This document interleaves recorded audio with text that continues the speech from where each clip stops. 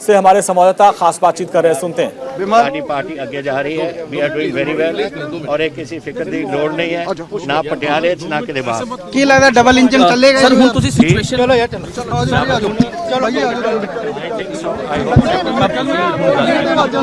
ਮੰਚ ਕੀ ਹੈ ਨਵਜੋਤ ਸਿੰਘ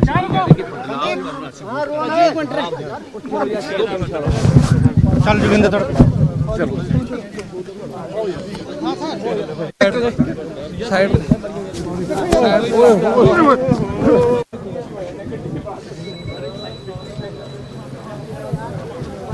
कैप्टन अमरिंदर सिंह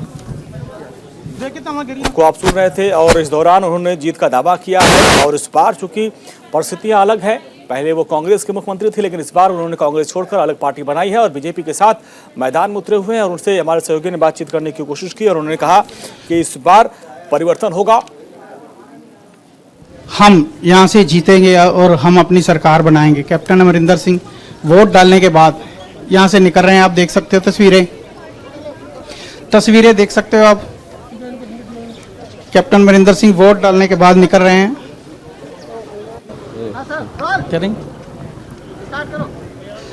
आप तस्वीरें देख सकते हो। कैप्टन अमरिंदर सिंह अपनी वोट डालने के बाद निकलते हुए तस्वीरें आप देख सकते हो। कैप्टन अमरिंदर सिंह और उनकी मिसेज महारानी परनीत कौर यहाँ से निकल रहे हैं, साथ में उनकी बेटी।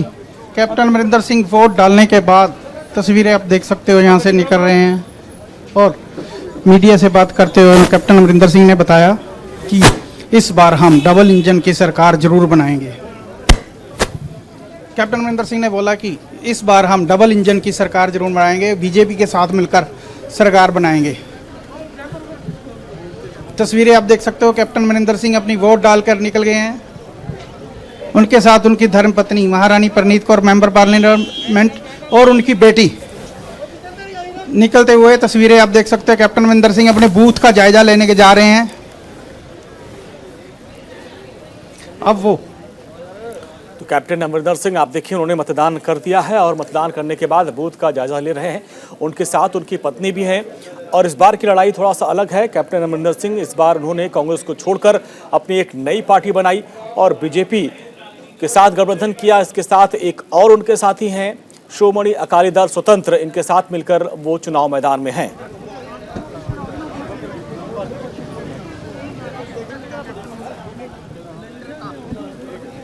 हौसला अफजाई करने के लिए निकल रहे हैं। अपने बूथ पर पहुंचेंगे कैप्टन अमरिंदर सिंह। सो आप देख सकते हो कैप्टन अमरिंदर सिंह अपने बूथ पर पहुंच रहे हैं।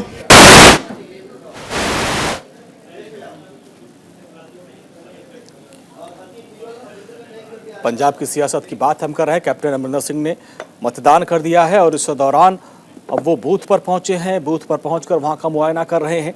और इस बार पंजाब की सियासत भी अलग है और पंजाब को लेकर भी चूंकि समीकरण अलग बन रहे हैं। हमारे साथ मेहमान बने हुए हैं अरविंद सिंह, बीजेपी के प्रवक्ता है। अरविंद जी, पंजाब की सियासत की बात करें, इस बार थोड़ा अलग है मामला। इसके पहले हम देखते थे कि अकाली दल के साथ आपका गठबंधन था। अकाली दल, एनडीए और कांग्रेस, ये लोग होते थे मैदान में, लेकिन इस बार 5 पार्टियां आ गई हैं। आप, कांग्रेस, आपका एनडीए का गठबंधन, इसके बाद बीएसपी और अकाली दल का गठबंधन है और कुछ जो है किसानों का वहाँ गठबंधन चल रहा है। तो ऐसे में कितनी मुश्किल लड़ाई है और आप अपने आप को कहाँ पाते हैं यहाँ पे? देखिए, ये सही है कि पंजाब इस बार कुछ बदला है और पंजाब के लोगों ने सबको जांचा और परखा है। इस बार भारतीय जनता पार्टी के लीडरशिप में, नेतृत्व में जो गठबंधन बना है उस पर पंजाब की जनता उसको आजमाने जा रही है, उसको विश्वास दे रही है। और मैं दावे के साथ कहता हूं कि 10 तारीख को जब रिजल्ट आएगा तो आप देखिएगा चुनाव रिजल्ट परिवर्तनकारी होंगे और भारतीय जनता पार्टी का जो गठबंधन है वो सरकार बनाएगी। नहीं, यहाँ पे समीकरण कैसे आप देख रहे हैं? क्योंकि यहाँ की लड़ाई कुछ अलग होती है। जब अकाली दल के साथ आपका गठबंधन था तो उस वक्त कांग्रेस से आपकी लड़ाई होती थी, लेकिन अब इस बार आम आदमी पार्टी अलग मैदान में है। इसके अलावा किसान जो काफ़ी नाराज़ आपसे हैं वो एक अलग संगठन बना के चुनाव लड़ रहे हैं। ऐसे में क्या आपके वो मुद्दे होंगे जिनको लेकर जनता के बीच आप जा रहे हैं? देखिए, जो वर्तमान में सत्ताधारी दल है उसका विरोध करने के लिए किसी की जरूरत नहीं है, वो अपने आप में ही पर्याप्त है। और कांग्रेस की जो सत्ताधारी पार्टी है आपस में ही लड़ाई लड़ रही है। पंजाब की जनता ऐसे पार्टी को चुनने वाली नहीं है। जो पंजाब का चीफ मिनिस्टर है कांग्रेस से, उसको कांग्रेस का पंजाब का अध्यक्ष कहता है कि ये भ्रष्टाचार है और भ्रष्टाचारी और खनन माफिया है। हाँ। तो और उस पर कुछ कहने की जरूरत नहीं है और जनता का आशीर्वाद फिर भी मिलेगा कांग्रेस को, इसकी कल्पना नहीं की जा सकती है। श्रीमान अरविंद केजरीवाल जी की जो आम आदमी पार्टी है, हाँ। उसको जनता ने खारिज कर दिया है और अभी आपने देखा जैसे उनका भंडाफोड़ हुआ है कि वो सत्ता के लिए कुछ भी करना चाहते हैं, चाहे वो देश की तोड़ने का ही कंडीशन क्यों ना हो। ऐसी स्थिति में मुझे नहीं लगता है कि पंजाब जैसे संवेदनशील स्टेट का उनको समर्थन मिलेगा। पंजाब 100% उनको भी खारिज करेगा। उसके बाद विकल्प केवल भारतीय जनता पार्टी बचती है। और पंजाब भारतीय जनता पार्टी के और भारतीय जनता पार्टी के प्रधानमंत्री आदरणीय नरेंद्र मोदी जी के दिल में बसता है। अभी आपने देखा होगा कल अफगानिस्तान से आए हुए सिख बंधु जैसे मिले प्रधानमंत्री जी से और जिस तरह से भूरी भूरी उन्होंने प्रशंसा की और पंजाब के लोगों का जिस तरह से आशीर्वाद हमें दिख रहा है और प्रधानमंत्री जी के प्रति जो सम्मान है वो वोट के रूप में परिवर्तित होगा।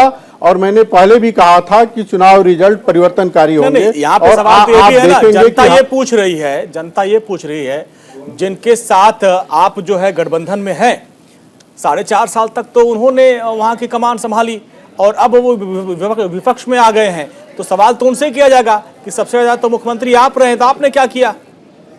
देखिए, आपने प्रश्न बहुत सही पूछा। जो मुख्यमंत्री रहा है उससे तो प्रश्न किया जाएगा। हाँ। लेकिन जनता के सामने ये भी है कि कैसे 4.5 साल कैप्टन अमरिंदर को काम करने नहीं दिया गया। और जहां तक भारतीय जनता पार्टी विरोध में थी, लेकिन हमने कभी भी कैप्टन अमरिंदर के राष्ट्रभक्ति पर और देश हित के उनके जो मुद्दे थे उसमें कभी भी प्रश्नवाचक चिन्ह नहीं लगाया है। और दुनिया जानती है कि कैप्टन अमरिंदर सिंह एक राष्ट्रभक्त और देशभक्त इंसान है और पंजाब की जनता भी इस बात में विश्वास रखती है। इसलिए जो नई जोड़ी बनी है, अच्छा, सुखविंदर सिंह ढेड़ता जी हो या अमरिंदर सिंह जी हो या हमारी भारतीय जनता पार्टी हो, ये तीनों ने मिला के जो गठबंधन बनाया है ये बहुत सशक्त गठबंधन है और ये एक नया विकल्प प्रस्तुत कर रहा है पंजाब के सामने और पंजाब के जनता का हमें आशीर्वाद भी मिल रहा है। जी ठीक है, पंजाब की सियासत की बात कर रहे हैं और पंजाब से हमारे वरिष्ठ सहयोगी राजू पाठक भी हमारे साथ जुड़ रहे हैं, रेजिडेंट एडिटर हमारे।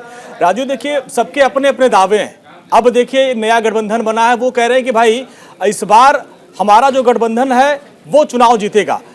पहले आपने देखा होगा, बड़े करीब से आप वहां की सियासत को देखते हैं, पहले कांग्रेस और एनडीए इनकी लड़ाई होती थी, लेकिन इस बार देखिए अकाली दल बीएसपी, इस बार किसानों का एक संगठन है, इस बार एक इनका भी गठबंधन है। तो ये लड़ाई कहां देख रहा है? सबके दावे अपने अपने हैं। देखिए, सबसे बड़ी बात यह है कि इस बार जो गठबंधन है वो बड़ी खिचड़ी की तरह से बने हैं। हाँ। कैप्टन अमरिंदर सिंह ने आखिर में बिल्कुल जाके अपनी नई पार्टी बनाई, पंजाब लोक कांग्रेस पार्टी बनाते हैं। उसके बाद कुछ समय तक वो ये सोचते हैं कि मैं किसके साथ जुड़ूं, फिर भाजपा के साथ उनका अलायंस हो जाता है। पूरे प्रदेश में मैंने पूरा प्रदेश का दौरा किया, हमने तकरीबन सभी लोगों से बात की, कैप्टन से भी बात की, सीनियर प्रकाश सिंह बादल जी से भी बात की, हमारे संवाददाता ने जो मुख्यमंत्री हैं चन्नी साहब से भी बात की। इस समय जो समझ में आ रहा है कि सभी को, किसी भी पार्टी की अगर हम बात करें, किसी को भरोसा नहीं है कि हम मेजॉरिटी में आ रहे हैं। बोल सब रहे हैं कि हमें मेजॉरिटी आएगी, लेकिन अंदरूनी मामला जो है किसी को भरोसा नहीं है कि हमें क्लियर मेजॉरिटी मिलेगी। सबके मन में डर है कि पता नहीं कौन आगे निकलेगा। हाँ। आम आदमी पार्टी भी ये सोच रही है कि अगर हमें 10-15 सीटें कम रह गई तो हम किसका अलायंस स्वीकार करें। अकाली दल को लग रहा है कि अगर हम 25-30 पे रह गए तो हम किसके साथ जुड़े। हाँ। उधर कैप्टन साहब के समर्थन में भाजपा तो है, मगर ये दोनों मिलके भी कोई बहुत ज्यादा सीटों का आंकड़ा छू पाएंगे ऐसा अभी फिलहाल तो प्रतीत नहीं हो रहा है। हाँ। तो ऐसे में समीकरण क्या बनेगा ये किसी को समझ में नहीं आ रहा। राजू, ये जो किसान है, इन लोगों ने जो संघर्ष, संयुक्त समाज मोर्चा, इसके बाद चौधरी साहब का संयुक्त संघर्ष पार्टी, ये लोग कितना वहां प्रभाव डाल रहे हैं? क्योंकि आप ग्राउंड जीरो पे हैं, किसानों की नाराजगी आपने देखा था, आंदोलन वहीं से शुरू हुआ था, तो ये कितना बड़ा फैक्टर है वहां पे? देखिए, ये बहुत बड़ा फैक्टर बन के आया है। अगर ये किसान आंदोलन ना होता तो बीजेपी के लेके वहां पे एक सेंटिमेंटल वैल्यू है लोगों में। अच्छा। लेकिन वो शहरों में है, गांव में बीजेपी को लेके नाराजगी अभी भी है। ये जो किसानों ने अपनी पार्टी बनाई है, ये लोग सीटें कितनी ले पाएंगे ये आज की तारीख में मैटर नहीं कर रहा है। मैटर ये कर रहा है ये कितना नुकसान पहुंचा पाएंगे। ये वोट काट रहे हैं, ये वोट या ये मतलब इन वोटों को सीटों में कन्वर्ट नहीं कर पा रहे हैं। तो हो सकता है ये 7-8 के आसपास रहे या बहुत मतलब 9-10 तक चले जाए, मगर उसके बाद ये क्या करेंगे भाई? किसी की 10 सीटें हो या 8 सीटें हो, उस सरकार में उसका कोई से नहीं होता। आप हम सब जानते हैं, जनता भी समझती है। हाँ। ये तभी हो सकता है जब वो उस समय जो रूल करने जाएगी सरकार उसको सपोर्ट करे और फिर किसानों के जो फायदे हैं उसकी बातें कर सके। तो अच्छा, अभी राजीव, अभी जब सीनियर बादल जब वोट करके निकल रहे थे तो हमारे सहयोगी ने उनसे सवाल किया कि क्या पोस्ट पोल आप जो है बीजेपी और पुराने एनडीए के साथ जाएंगे? बड़ा गोलमोल जवाब दिया, बचते दिखे। क्या अभी भी सिंपैथी है? क्या पोस्ट पोल के लिए सभी लोग अपने जो पत्ते बचा के रखे हैं क्या? मैंने शुरुआत में वही कहा कि किसी को नहीं अभी भरोसा है खुद पर कि हम मेजॉरिटी में सीट्स पा जाएंगे। हाँ। अब वो अपने सारे ऑप्शंस खुले रखना चाहते हैं। मान लीजिए हाँ। कांग्रेस पार्टी लीड नहीं करती है, आम आदमी देखिए हम मानने की बात कर रहे हैं, वी आर प्रिज्यूमिंग दिस, ठीक है। हम किसी जनता को या किसी पॉलिटिकल पार्टी को ऐसा कह नहीं रहे हैं कि आप, लेकिन हम सारे समीकरणों पे बात तो करेंगे ना। बिल्कुल। आम आदमी पार्टी अगर मान लीजिए 40 के आसपास सीटें पाती है तो हो सकता है कि अकाली दल जो कि इस समय सत्ता को किसी भी तरीके से पाना चाहते हैं वो आम आदमी पार्टी के साथ चले जाएं। तो आज वोटिंग के दिन अगर उन्होंने कह दिया कि हम पोस्ट पोल अलायंस भाजपा के साथ करेंगे तो 10 तारीख को होगा क्या? जी अच्छा, बीजेपी के प्रवक्ता हमारे साथ अरविंद सिंह जी, ये जो राजीव चूंकि वोट युद्ध करते हैं, इंडिया का वोट युद्ध, और चप्पे चप्पे पे गए, अलग अलग लोगों से बात की, वहाँ के लोगों से बात की, चुनाव में राजनीतिक पार्टियों से भी बात की है, तो इस बार का जो माहौल बन रहा है उसमें किसी को बहुमत मिलता दिख नहीं रहा है। तो ऐसे में क्या अपने पुराने साथी के साथ आप जाएंगे या क्या विकल्प देखेंगे आप? क्या विकल्प है आपके पास? देखिए राजीव अभी बात रख रहे थे तो मैं बहुत ध्यान से सुन रहा था जी। उनसे सहमत होना असहमत होना अलग बात है, लेकिन एक बैलेंस तरीके से अपनी बात करने की कोशिश कर रहे थे। ऐसा बहुत कम टिप्पणीकारों में देखने को मिलता है, तो इसके लिए तो मैं उनको साधुवाद दूंगा, उन्होंने किसी का पक्ष नहीं लिया। मैं आपको ये बताऊंगा पंजाब के बारे में, मैंने पहले भी कहा कि जो रिजल्ट है वो बहुत परिवर्तनकारी होंगे, क्योंकि किसानों की नाम की जब तथाकथित फसल है वो सभी काटने की कोशिश कर रहे हैं। और थोड़ा सा राजीव ने भी संकेत किया, वो अकाली दल भी कर रही है पुरानी बादल, वो कांग्रेस भी कर रही है, वो आम आदमी पार्टी भी दावा करती है, और जो किसानों के नाम पे संगठन बना है वो भी कर रहा है। तो देखिए किसानों की फर्जी सहानुभूति लेके कितनी फसल ये लोग काट पाते हैं। भारतीय जनता पार्टी को ये विश्वास है कि हमने किसानों के लिए वास्तव में काम किए हैं, और मैं चाहूं तो 1, 2, 3, 4, 5, 6, 7, 8, 9, 10 आपको गिना भी सकता हूं। गिनाने की जरूरत नहीं है, सभी जानते हैं। तो किसी ने वास्तव में ईमानदारी से किसानों के हित की बात की है और काम किया है तो भारतीय जनता पार्टी ने किया है। पंजाब के लोगों के लिए हमारे प्रधानमंत्री जी के दिल में एक लेकिन जो ग्राउंड जीरो की रिपोर्ट राजू ने सर रखी है सामने जी, भाई किसी की बहुमत की सरकार बनने नहीं जा रही है, तो आपके पास क्या विकल्प, क्या आप किसके साथ जा सकते हैं, किससे हाथ मिलाएंगे, क्या विकल्प रहेगा आपके पास?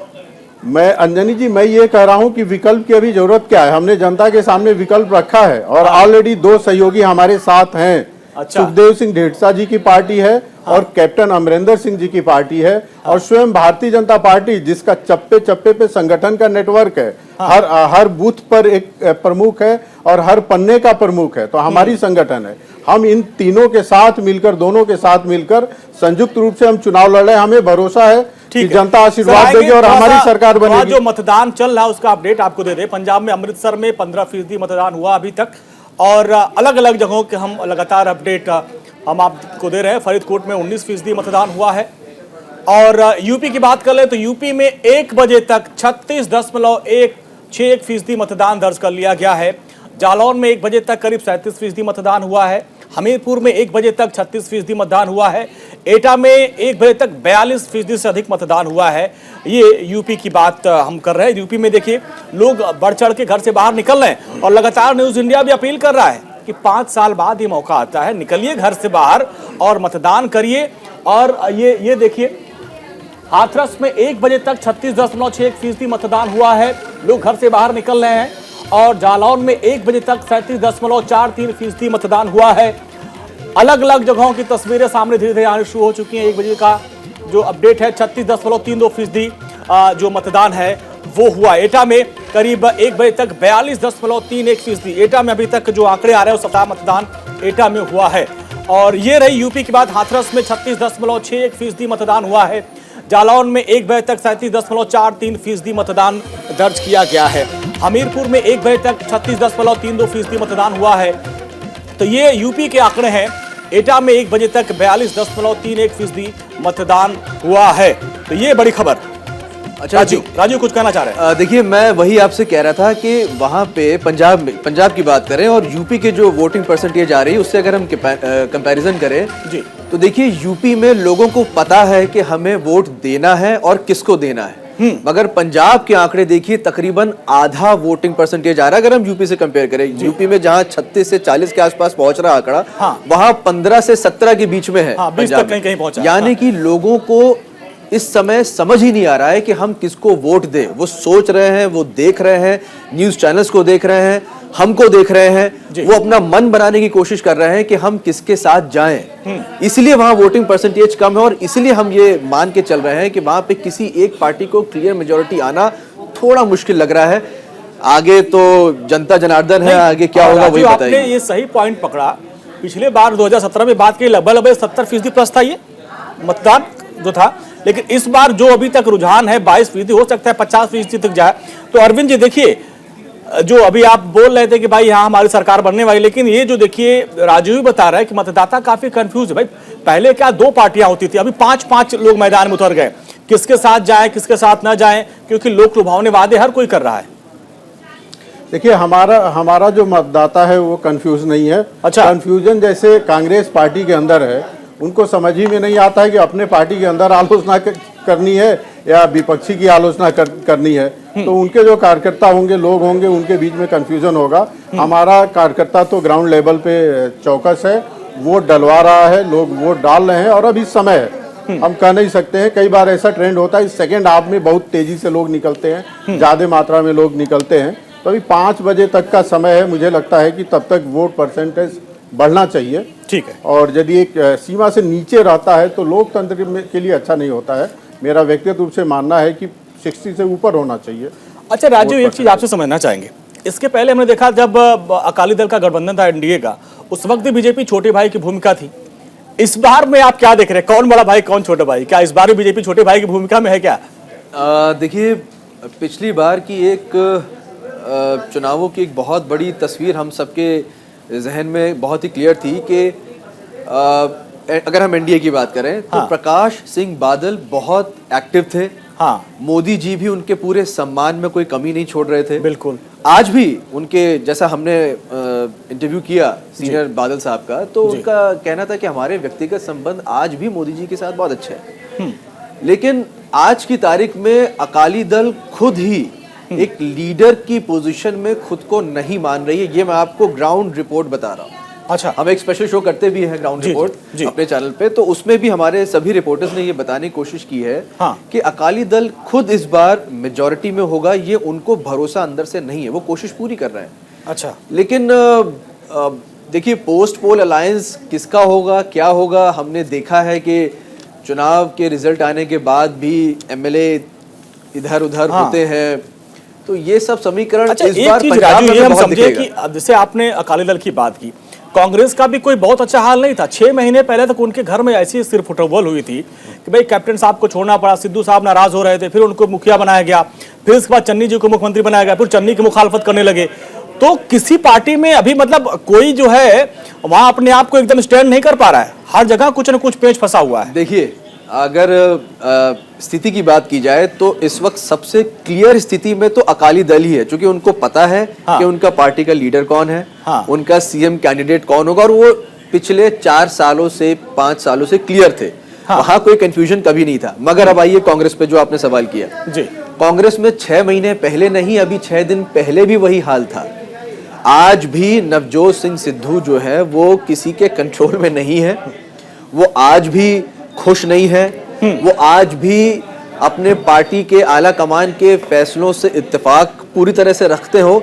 ये उनकी भाषा और बॉडी लैंग्वेज में कहीं भी दिखाई नहीं दे रहा है। चन्नी साहब को कुछ 3.5 महीने का वक्त मिला उन्होंने अपनी पूरी कोशिश की। उन्होंने कोई भी ऐसा तरीका नहीं छोड़ा जो मोदी जी ने अपनाया हो, जो केजरीवाल जी ने अपनाया हो, या फिर जो अकाली दल, मतलब जिसका जो मॉडल उन्हें पसंद लगा उन्होंने ढाबे में खाना भी खाया, उन्होंने गरीबों के साथ सड़क के किनारे बैठक भी लगाई, उन्होंने भांगड़ा भी किया, मैच भी खेला, उन्होंने जनता के बीच में बिना सिक्योरिटी, जबकि पंजाब के जो मुख्यमंत्री हैं उनको एक नेशनल सिक्योरिटी के हिसाब से देखा जाए तो उनकी सिक्योरिटी थ्रेट होता है, चूंकि पाकिस्तान से काफी लंबा बॉर्डर लगता है, मगर उसके बावजूद उन्होंने अपनी जीवन के साथ मतलब एक बहुत बड़ा खतरा लेते हुए जनता के बीच में चले गए।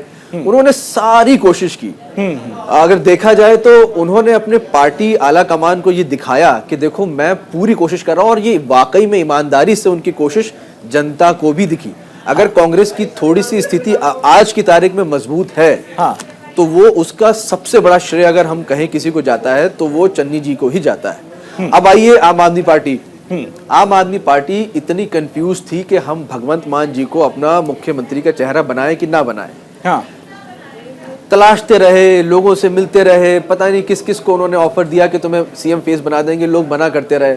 आखिरी मोमेंट में जाकर उन्होंने भगवंत मान को अपना सीएम फेस अनाउंस किया। उसके बाद भगवंत मान ने काफी अच्छी रफ्तार पकड़ी और वो पार्टी के फेस के तौर पे सामने आए और लोगों का समर्थन भी उनको मिलता दिख रहा है। तो मेरा कहने का मतलब यह है कि कोई भी पॉलिटिकल पार्टी, बड़ी पॉलिटिकल पार्टी की बात करें, कोई भी एक क्लियर स्थिति में पिछले 6 महीने में थी ही नहीं सिवाय अकाली दल के।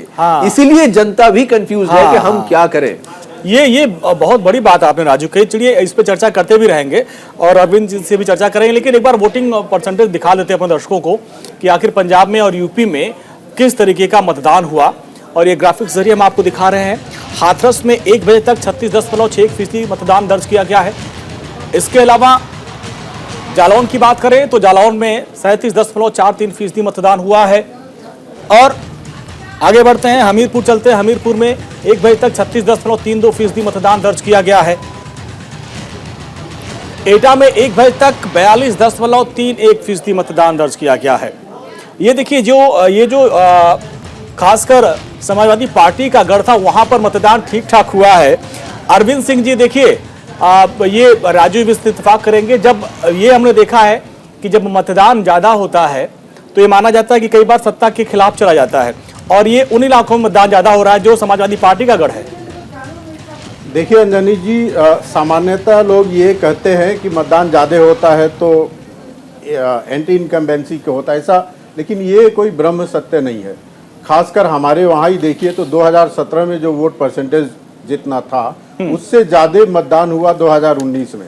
17 में भी हमें प्रचंड बहुमत मिला, 2019 के चुनाव में भी हमें प्रचंड बहुमत मिला है। तो ये कोई क्लियर कट नहीं है कि ज़्यादा मतदान हो रहा है तो ये इसका मतलब है कि किसी पार्टी के पक्ष या विपक्ष से उसको जोड़ा जाए। दूसरा, जहाँ पे श्रीमान अखिलेश यादव जी चुनाव लड़ रहे हैं या जसवंत नगर और आसपास की बात करें तो वहाँ इस कारण से भी हो सकता है कि तीनों पार्टियां सब जी जान लगाई हुई हैं और वोटरों को अधिकतम संख्या में कोशिश करके बूथ तक पहुंचा रही है। तो उसके पीछे एक ये भी कारण हो सकता है वोट परसेंटेज बढ़ने का।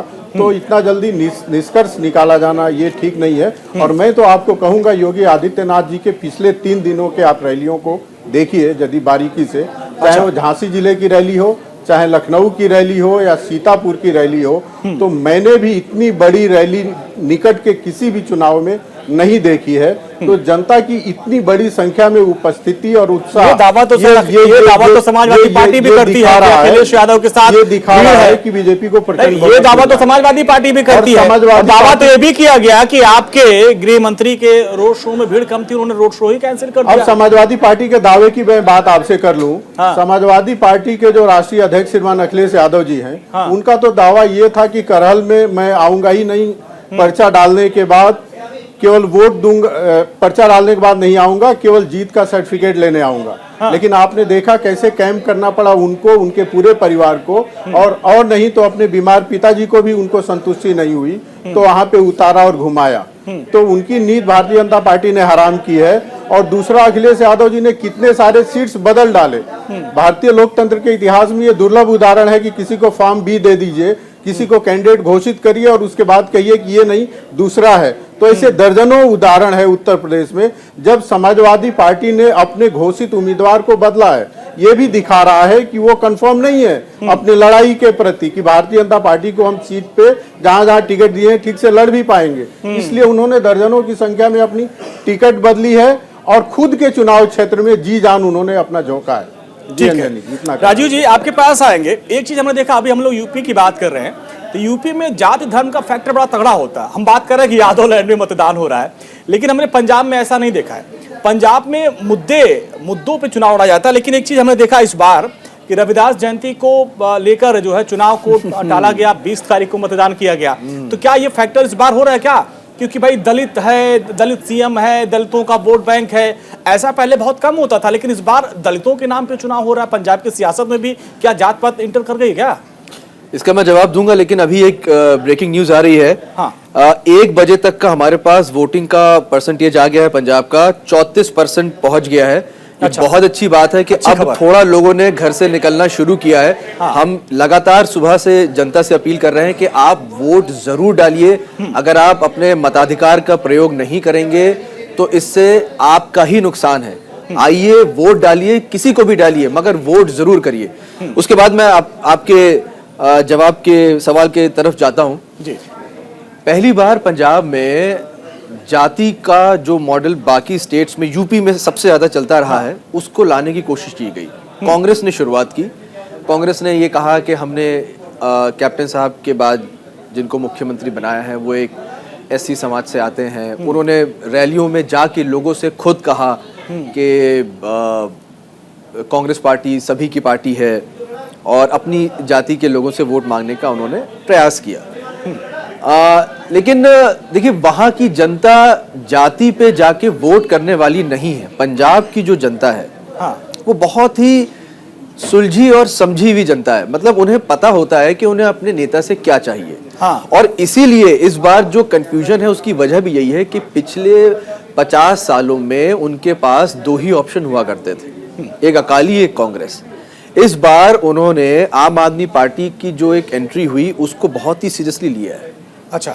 और जनता जो है जाति या धर्म के वो सिख समुदाय से आता है कि वो हिंदू समुदाय से आता है, ये सोच के पंजाब की जनता वोट नहीं करना चाहती है। ये हमें वहां महसूस हुआ, वहां पे लोगों के बीच में जाके। एक हमने हाल ही में इंटरव्यू किया था कैप्टन अमरिंदर सिंह जी का। जी। खुद सिख होके पंजाब के मुख्यमंत्री थे वो 4-5 महीने पहले तक। उनका ये कहना था कि मेरा मानना है कि पंजाब का मुख्यमंत्री हिंदू भी हो सकता है। हाँ। ये बहुत बड़ी बात है, ये बहुत बड़ा मैसेज उन्होंने दिया है। जी। हम किसी के समर्थन की बात नहीं कर रहे हैं, मगर एक अच्छे राजनेता की यही पहचान होती है कि वो कभी भी जातीय समीकरण को ना उठाए, वो डेवलपमेंट की बात करे, वो जनता के विकास की बात करे। जनता सबकी है, जनता की कोई जात नहीं होती है, जनता आपके प्रदेश की है। आप ये सोच के अगर किसी के पास जा रहे हैं कि आप मेरी कम्युनिटी से हैं, आप मेरे धर्म से हैं, आप इसलिए मुझे वोट दें, तो ये हमारे हिसाब से ये तो एथिकली गलत है, ये होना ही नहीं चाहिए। अंजनी समय देंगे तो एक लाइन में हाँ, के बात में जोड़ना चाहूंगा। हाँ। देखिए, उत्तर प्रदेश में कई बार लोग समझते थे कि जातियां जो है किसी की बपौती हैं। हाँ। और 2019 का जब लोकसभा चुनाव था तो मैं भारतीय जनता पार्टी का कार्यकर्ता हूं, मुझसे लोग कहते थे कि समाजवादी पार्टी और बसपा का गठबंधन हो गया है तो आपकी पार्टी का तो पत्ता साफ हो जाएगा। बैकवर्ड वोट समाजवादी पार्टी के हैं और दलित वोट बहन मायावती का है, तो भाजपा को वोट कहां से मिलेगा। लेकिन आपने देखा होगा 2019 के चुनाव में उत्तर प्रदेश के जनता ने प्रचंड बहुमत से बीजेपी को सभी सीटों पर 80 में से 74+ सीटों पे बीजेपी को आगे किया। तो राजनीति में जातियों को अपनी बपौती समझना, ये मुझे लगता है अपराध है, इसको बंद करना चाहिए। जनता किसी की गुलाम नहीं है और पंजाब की जनता ने अच्छा एग्जाम्पल सेट किया है कि जाति के आधार पे वोट नहीं करती है, बाकी लोगों को विकास के आधार पे वोट आप ये कहना चाह रहे थे कि 2019 में जो मायावती का वोट बैंक था वो सपा की तरफ शिफ्ट नहीं हो पाया, उसकी अपनी एक वजह है। मैं अंजनी जी व्यक्तिगत रूप से कहता हूं, किसी का वोट बैंक किसी की बपौती नहीं है। जनता का वोट बैंक जनता का होता है। जनता जिसको चाहती है उसको चुनती है। एक ट्रेंड सेट हो गया, हम कहते हैं कि ये इनका वोट बैंक है, इतना वोट बैंक है। जनता किसी की पॉकेट की नहीं है, जनता स्वतंत्र है इस देश की। जनता को जो पार्टियां ठीक लगती है उसका चुनाव करती है। ये कहना कि वोट बैंक इनका है, मुझे लगता है लोकतंत्र में लोकतंत्र का भी अपमान है और जनता का भी अपमान है। बड़ी बात बोल रहे हैं आप, बहुत बड़ी बात हिम्मत करके बोल रहे हैं, लेकिन आपको लगता है कि यूपी की सियासत में बिना जात के काट के आप जो है राजनीति कर पाएंगे? क्योंकि आपने भी वही हिसाब करके टिकट बांटा है। देखिए, यदि जातियों के नाम पे सरकारें बनती और प्रधानमंत्री तय होते तो आदरणीय मोदी जी भारतवर्ष के प्रधानमंत्री नहीं होते। क्योंकि उनके व्यक्तिगत जाति की बात करें तो मुझे नहीं लगता है कि जाति के बेसिस यही पे तो मजबूरी वो है आते। अच्छा, लेकिन प्रधानमंत्री इसलिए है कि पूरे देश के जनता का मोदी जी को आशीर्वाद अपनी जात बतानी पड़ गई थी यूपी चुनाव में। वो अलग बात है। चुनाव में आपको जात बतानी पड़ गई। अच्छा सवाल, इसका जवाब बनता है। अपडेट दे दूं आपको। पंजाब से जो बड़ी खबर आ रही है, 1 बजे तक जो अपडेट है वो आपको दूं। पंजाब में 34.10% मतदान हुआ है, ये अच्छी खबर है। अब मतदान वहां पे बढ़ रहा है। बाटला की बात करें, बटाला में 26% मतदान हुआ है। गुरदासपुर में 33.04% मतदान दर्ज किया गया है। यानी अब वहां के लोग निकल रहे हैं और हम भी लगातार अपील कर रहे हैं कि आप लोग घर से बाहर निकलिए। 5 साल बाद आपको ये मौका मिलता है जब आप अपनी पसंद की सरकार चुनेंगे, अपने जनप्रतिनिधि को चुनेंगे। ये आंकड़ा देखिए, बटाला में 26% मतदान दर्ज किया गया है। गुरदासपुर में थोड़ा सा लोग घर से बाहर निकल रहे हैं, 33.04% मतदान वहां पे दर्ज किया गया है। और पंजाब में 1 बजे तक 34.10% मतदान हुआ है। यानी राजू, अब लोग बाहर निकल रहे हैं। ये अभी चूंकि वहां 8 बजे से मतदान हो रहे हैं, देखना होगा। राजीव जी बोलेंगे उसके पहले आधी लाइन में। हाँ जी, अपनी बात पूरी कर। क्या मैंने जो बातें कही और राजीव जी ने कुछ बहुत पॉजिटिव बात कही भारतीय राजनीति में जातिवाद के विरोध में, तो उसमें मैं अपनी बात जोड़ने के लिए रखा। मैं किसी के पक्ष और विपक्ष में नहीं रखा। वास्तव में जातिवाद के आधार पर वोटिंग खत्म होती है और विकास के नाम पे वोट होता है, तो अच्छी बात है, सबको स्वागत करना चाहिए उसका। इतना ही मैं कहना चाहूंगा। देखिए, इसी बात को मैं आगे लेके जाना चाहूँगा और आपके सवाल को भी उसी में समावेश करूँगा कि भाजपा की अगर हम बात करें, पैन इंडिया मोदी जी की रैलीज की बात करें, तो उन्होंने हमेशा विकास के नाम पे वोट मांगा है। यूपी की भी अगर हम बात करें तो योगी जी ने जितने भी वोट मांगने जहां भी गए, उन्होंने विकास और सुरक्षा के मुद्दों पे वोट मांगा। बिल्कुल। अगर राजू आपके पास आगे एक ब्रेक ले रुकना पड़ेगा हमको। एक छोटे से ब्रेक ले रुकेंगे। ब्रेक के बाद एक बड़ी खबर आपको न्यूज इंडिया पे बताएंगे। समीर वानखेड़े जुड़ी हुई एक बड़ी खबर।